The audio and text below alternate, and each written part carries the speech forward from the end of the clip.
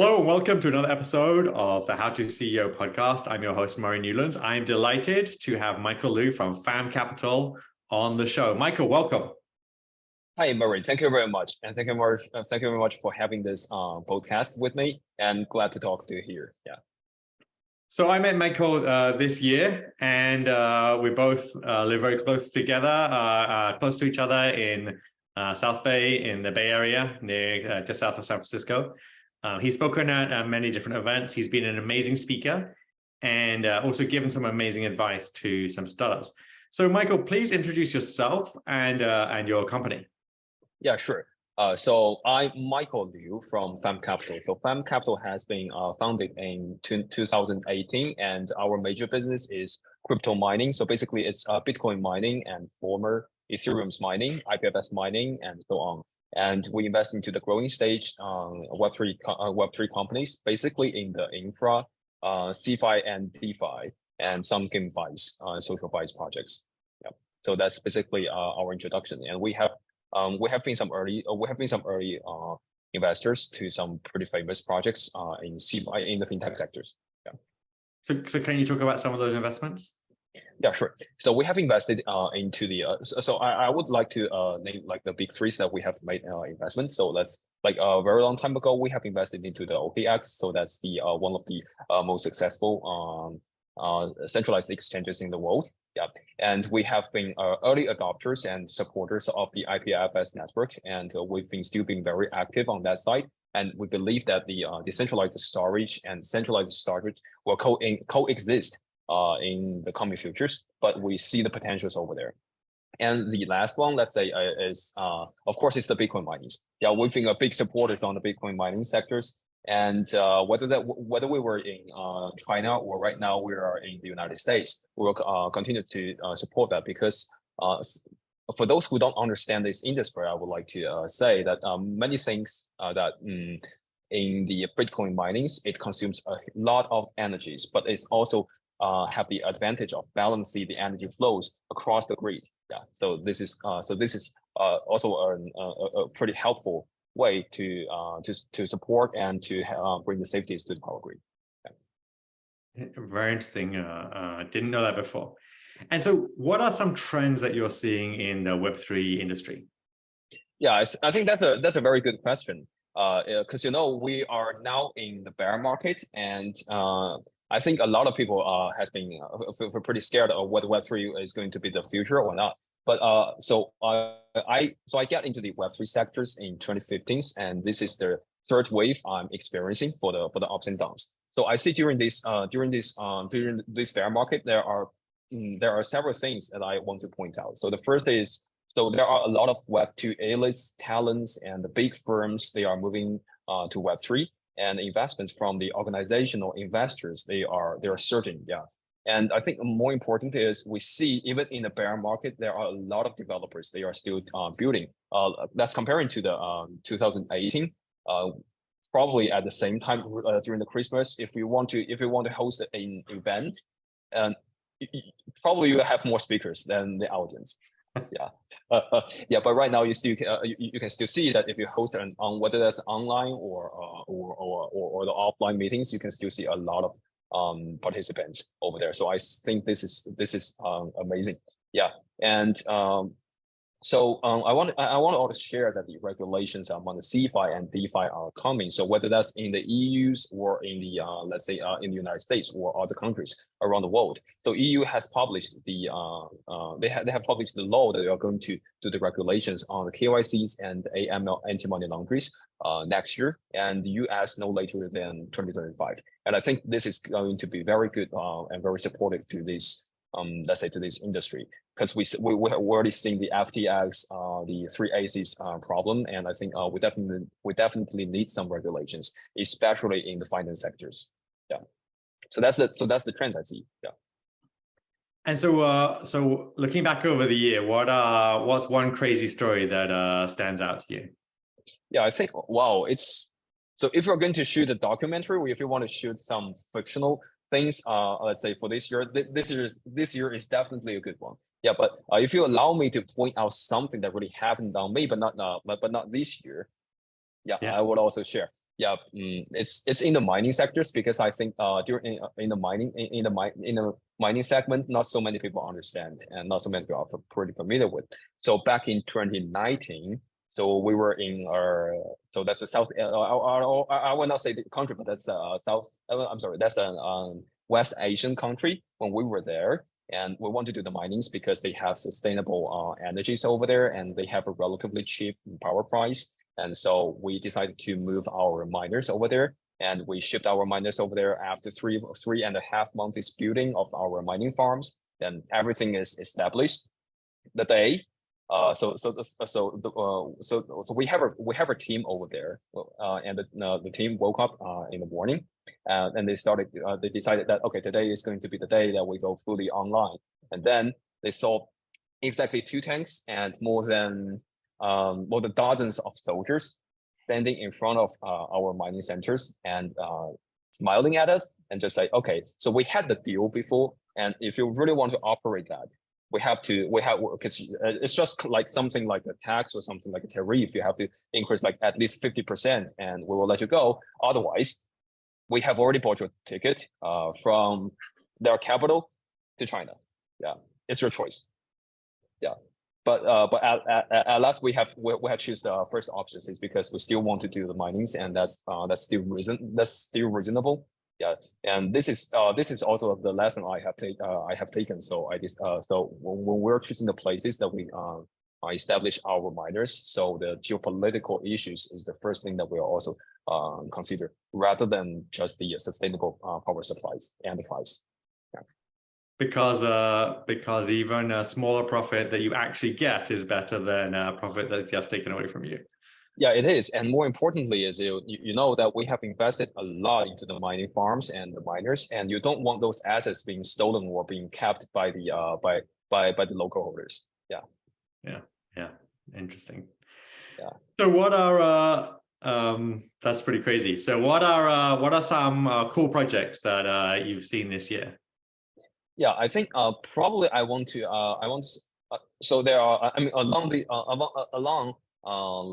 last bull run I would like to point out some cool projects. So so the Uniswap is definitely like the leaders of the DeFi, is because you see it's been very I mean it's just like the pioneers for the DeFi sectors.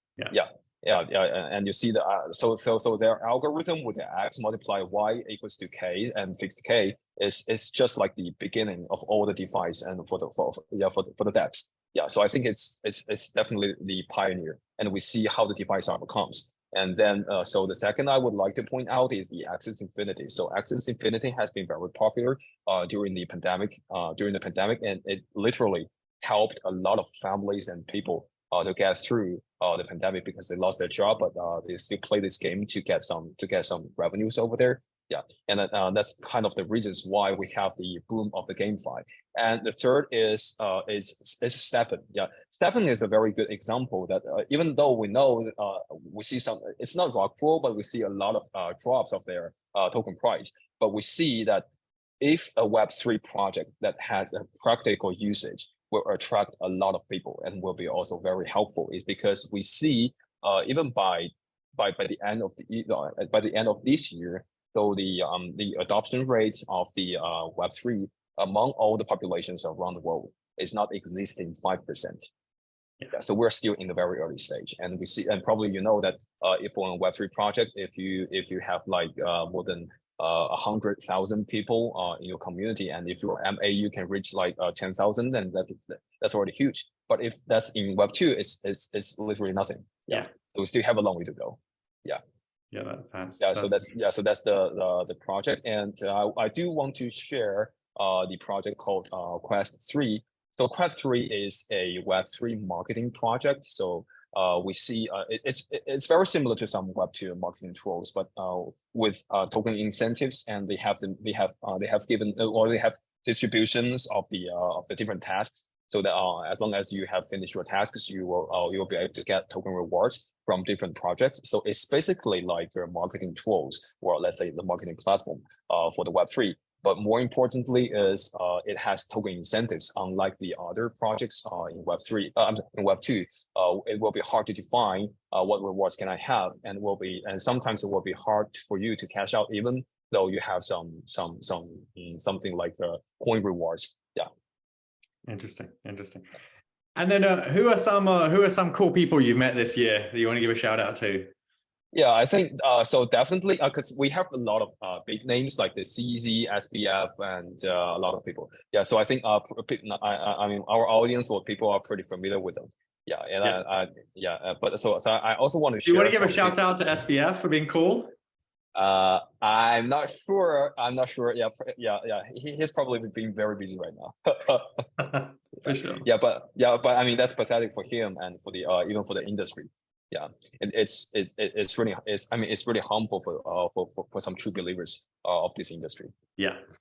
But so for some people, I would like to point out is I met a gentleman. He's from Australia, and so his name is Anton, and he has a syndicate in the sectors. So I think it's very different from like traditional VCs. So traditional VCs are very centralized, and like many of the VCs, we have raised money from our LPs, and we do have a lock-in period of the fund, and so so several GPs will focus on specific areas, and we make our investment through several years, and then we get our revenues and profits. But I think syndicate will definitely be the mainstream of the Web3. It's because, so you see Web3 is kind of decentralized. I don't want to say it's fully decentralized because we still need some centralized organizations or ways to manage this world. But so you see the ICOs, IDOs, IEOs, and like the syndicates. So it's going to be a better ways for the Web3 guys that and for some Web3 projects that you can have these capabilities or these possibilities to make this project happen. Not only looking at those VCs. Yeah, it's because sometimes VCs are like I don't want to say it's greedy, but it's not really supporting some projects, especially in the bear market. Yes, and you need your audience, and you need your early stage users. And your early stage users, most of them are your early stage investors, just like the AngelList, and Kickstarter. So I really like what what Anton has been doing. Yeah, and I met a girl like half a year ago.